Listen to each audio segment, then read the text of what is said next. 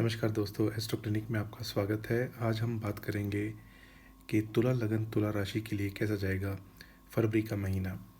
दोस्तों, तुला राशि यानी तोल मोल के बोलना, इनको बैलेंस पर्सनैलिटी होती है और इन जनरल देखा जाए कि इनके ये यही गुण होते हैं जो इनको किसी भी महफिल में या कहीं भी जब बात करनी होती है डिप्लोमेसी में, ये अपनी भाषा को बहुत अच्छे से चूज़ करके बोल लेते हैं क्योंकि इनकी बेसिक पर्सनैलिटी ऐसी होती है।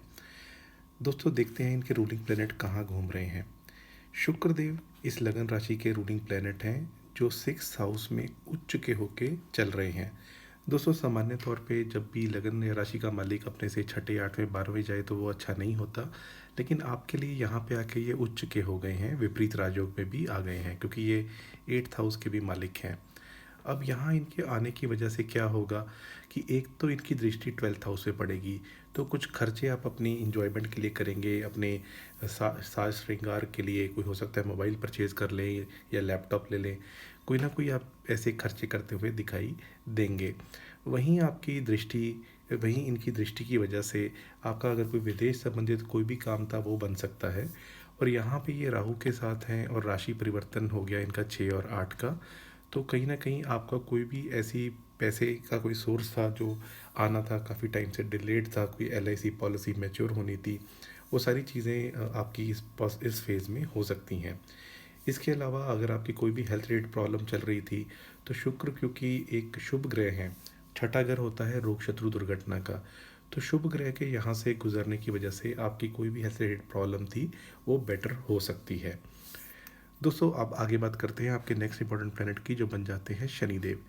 शनिदेव जो हैं ये इस महीने आपके फिफ्थ हाउस के मालिकों के फिफ्थ हाउस में ही घूम रहे हैं और कहीं ना कहीं यहाँ पे इनका होना आपके त्रिकोण को काफ़ी ज़्यादा स्ट्रॉन्ग कर देता है। अब शनि की तीसरी दृष्टि आपके सेवन्थ हाउस से पड़ रही थी। अब ये जाते जाते शनि जो भी मैरिड लाइफ में डिस्प्यूट या प्रॉब्लम थी उसको कम करेंगे। वहीं लंबे समय से कोई आपका लाभ कोई ऐसा लटक रहा था कि ये काम बन नहीं रहा, आप काफ़ी टाइम से ट्राई कर रहे थे, भूमि संबंधित काम हो सकता है, कोई इच्छा पूर्ति की बात हो सकती है, वो भी अब आने का चांस बन जाएगा। और धन आगमन के स्तोत्र अगर रुके हुए थे तो वो भी अभी बेटर होंगे। दोस्तों, इसलिए क्योंकि शनि की अब डिग्री वाइज ये काफ़ी वीक हो गए हैं और जैसे जैसे समय आगे बढ़ेगा ये अगली राशि में जाएंगे। और ऊपर से ये गुरु की राशि में है, गुरु के नक्षत्र में है, और गुरु एक नैसर्गिक तौर पे शुभ ग्रह हैं। आपके केस में वो थर्ड हाउस और सिक्स हाउस के मालिक बन जाते हैं। और कहीं ना कहीं अभी क्योंकि शुक्र से भी उनका राशि परिवर्तन हो गया है तो इसलिए शनि का ये गोचर आपके लिए पहले के मुकाबले काफ़ी बेटर हो गया है। दोस्तों, अगर आप शनि जब भी फिफ्थ हाउस से ट्रांजिट करते हैं तो ऐसे इंसान को बच्चा गोद या अडॉप्ट करने की भी एक इच्छा जागती है कि मैं किसी को बच्चे को अडॉप्ट कर लेता हूँ या किसी बच्चे की पढ़ाई लिखाई की जिम्मेदारी ले लेता हूँ। तो ऐसा भी कुछ आपके साथ हो सकता है। आपके नेक्स्ट इंपॉर्टेंट प्लैनेट बन जाते हैं बुध देव यानी कि मरकरी। अब बुध देव जो हैं ये एक बहुत ही अच्छी पोजीशन में बैठे हुए हैं क्योंकि त्रिकोण के मालिक होके केंद्र में बैठे हैं, चौथे घर में। ये घर होता है सुख सुविधा का, तो आपके सुख सुविधा के साधन बढ़ते हुए दिखाई देंगे। इस बार ये दो बार राशि परिवर्तन करेंगे। 11 तारीख को आ जाएंगे फिफ्थ हाउस में, जब बन जाएगा त्रिकोण त्रिकोण राजयोग, और उसके बाद 27 तारीख को आ जाएंगे 6 नंबर छठे घर में, जहाँ पे नीच के हो जाएंगे, लेकिन इनका विपरीत राजयोग भी बनेगा और नीच भंग राजयोग भी बनेगा। तो बुध का गोचर आपके लिए काफ़ी अच्छा बना हुआ है इस पूरे ही महीने। जब ये फोर्थ हाउस में रहेंगे तो आपके सुख सुविधा के साधन बढ़ेंगे, आपके माता पक्ष की उन्नति होगी, कोई आप ट्रैवलिंग वगैरह पे भी जा सकते हैं। जब ये आप फिफ्थ हाउस में आएंगे तो जो स्टूडेंट्स हैं उनका विशेष पढ़ाई में प्रदर्शन अच्छा हो जाएगा, तो ये भी एक अच्छी स्थिति बनेगी। इवन हायर एजुकेशन कर रहे हैं आप, यूनिवर्सिटी डिग्री में हैं, उसके लिए भी अच्छा है। अगर आप विदेश में रह के पढ़ाई कर रहे हैं तो उनके लिए भी बहुत अच्छा है। और महीने के एंड में जब ये सिक्स हाउस में आएंगे तो फिर ये आपकी विदेश संबंधित कोई अच्छी इच्छा पूर्ति का योग बना सकते हैं क्योंकि इनका नीच भंग राजयोग बनेगा और विपरीत राजयोग, तो बुध का गोचर आपके लिए बहुत अच्छा है। दोस्तों, नेक्स्ट बात करेंगे सूर्यदेव की। अब सूर्यदेव आपके लाभ स्थान के मालिक हैं, इच्छा पूर्ति के घर के मालिक हैं और जाके बैठ गए हैं फोर्थ हाउस में। क्योंकि ये गर्म प्लेनेट है तो इसलिए जब भी ये फोर्थ हाउस में आते हैं तो यदा कदा घर का वातावरण थोड़ा सा डिफ़िकल्ट हो सकता है आप अपनी मदर से ही किसी बात पे नाराज़ होकर बैठ जाएं, तो उस चीज़ का थोड़ा आप ध्यान रखिएगा। अदरवाइज सूर्य का यहाँ आना और 10वें घर पे दृष्टि डालना, तो कहीं आपका सरकारी काम अटका हुआ था, सरकारी नौकरी में कोई प्रावधान या कोई परेशानी आ रही थी, वो सारे काम आपके बन सकते हैं। इसके बाद ये आ जाएंगे 12 तारीख को कुंभ राशि में, और यहाँ आके ये अपने 11th हाउस खुद के घर को देखेंगे। जो लोग पढ़ाई कर रहे हैं उनके लिए सूर्य का गोचर बहुत अच्छा है। आपकी कोई विशेष लाभ, कोई विशेष इच्छा पूर्ति आपकी हो सकती है। गवर्नमेंट रिलेटेड काम कोई भी ये है, इस पूरे महीने आपके लिए अच्छे रिजल्ट लेके आएंगे। दोस्तों आगे बढ़ते हैं, बात करते हैं चंद्रदेव की। चंद्रदेव बहुत फास्ट राशि परिवर्तन करते हैं, आपके लिए नौकरी भाव के ही मालिक हो जाते हैं।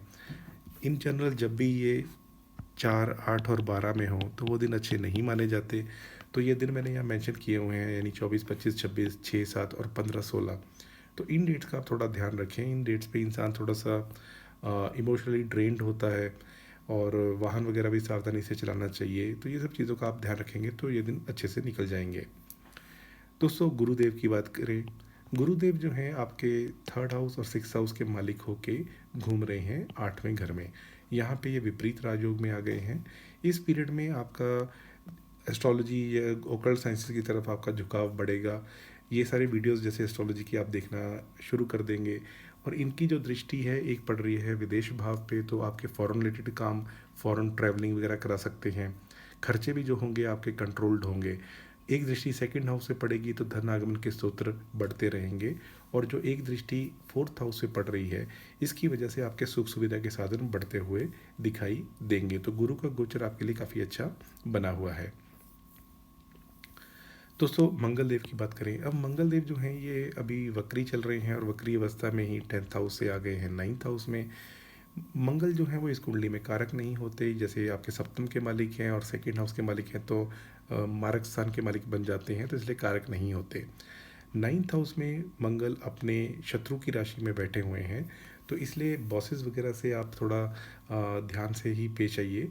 स्पेशली अगर आप लॉन्ग डिस्टेंस ट्रैवलिंग करते हैं तो वहाँ भी अपने सामान का ध्यान रखें। व्हीकल का engine oil, Mobil oil, properly brakes वगैरह चेक कर लें। कोई कहीं आग वगैरह ना लगे व्हीकल को, या कुछ ऐसी प्रॉब्लम ना हो। कई बार होता है गाड़ी बहुत पुरानी है, इंजन ऑयल चेंज नहीं किया, ओवर हीटिंग हो गई, तो मंगल कुछ ना कुछ ऐसी प्रॉब्लम ट्रैवलिंग में आपको करा सकते हैं। विदेश संबंधित चीज़ों में भी करा सकते हैं, और यहाँ पे भी ट्रैवलिंग में भी। इसके अलावा इनकी एक दृष्टि 3rd हाउस पे पड़ेगी, तो आपका जो कनेक्शन अपने भाई बहनों के साथ है वो बढ़ेगा। और एक दृष्टि इनके 4थे घर पे पड़ेगी, तो घर घर का वातावरण थोड़ा सा ध्यान से लेके चलें तो आपके लिए ज़्यादा अच्छा रहेगा। दोस्तों हम बात करते हैं अब आगे राहु और केतु की। राहु आपके चलायमान हैं 6th हाउस में, और केतु 12th हाउस में। काफ़ी अच्छी स्थिति में है, बल्कि राहु का तो ये गोचर अभी इस महीने तो और भी ज़्यादा बढ़िया हो गया।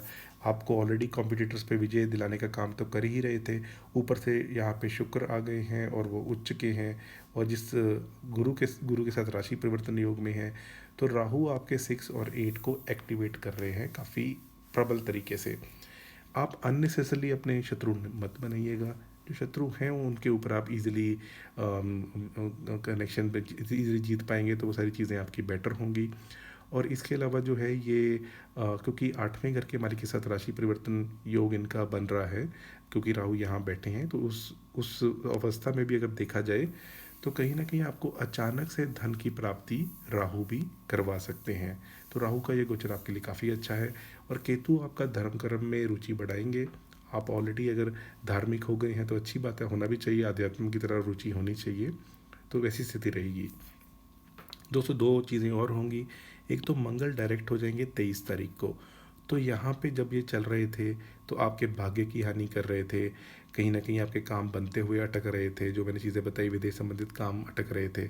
इनके मार्गी होने से उनमें थोड़ी गति आ जाएगी, तो वो चीज़ें आपकी बेटर होंगी। वहीं गुरु आपके डायरेक्ट हो जाएंगे 4 तारीख को, तो ये भी आपके लिए बहुत अच्छा योग बन जाएगा। यानी कोई भी आपके ऐसे काम थे जो ट्रैवलिंग से रिलेटेड थे, अपने भाइयों के साथ बिजनेस करते हैं उससे रिलेटेड थे, या आपको लोन लेना था, या कोई हेल्थ रिलेटेड प्रॉब्लम चल रही थी, तो 4 तारीख के बाद वो स्थितियाँ आपकी बेटर होती हुई दिखाई देंगी। दोस्तों ओवरऑल हेल्थ की बात की जाए तो मैं इसे एवरेज टू गुड ही कहूँगा, क्योंकि लगन का मालिक 6th हाउस में है, तो थोड़ी सी प्रॉब्लम तो हो ही सकती है। और ऊपर से जो प्लानिटरी कॉम्बिनेशन बन रहा है, जैसे मंगल का बन रहा है, लेकिन फिर भी हेल्थ जो है वो एवरेज टू गुड ही रहेगी।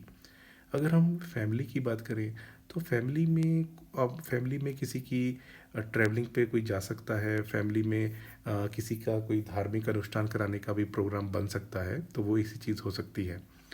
अगर हम एजुकेशन की बात करें तो उसके लिए स्थितियाँ बहुत अच्छी हैं, आप अपनी मेहनत बढ़ा दें। दोस्तों एग्ज़ाम में हम जो भी लिख के आते हैं हमें नंबर उस हिसाब से मिलते हैं।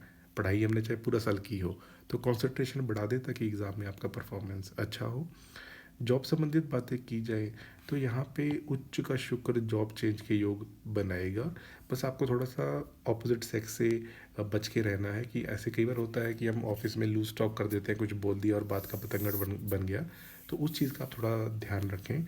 अदरवाइज़ किसी स्त्री की मदद से या अपोजिट जेंडर की मदद से जॉब में आपकी चीज़ें फास्ट फॉरवर्ड मूव में जाएंगी। और मंगल की वजह से थोड़ा बॉसेस के साथ ध्यान बना के चले, यानी कम ही जाएँ उनके पास, या काम की बात हो तभी जाएँ। कई बार होता है कि बॉस के साथ खाना खाने बैठ गए, ड्रिंक्स करने बैठ गए और कुछ भी फालतू बोल दिया। इस चीज़ का विशेष ध्यान रखें।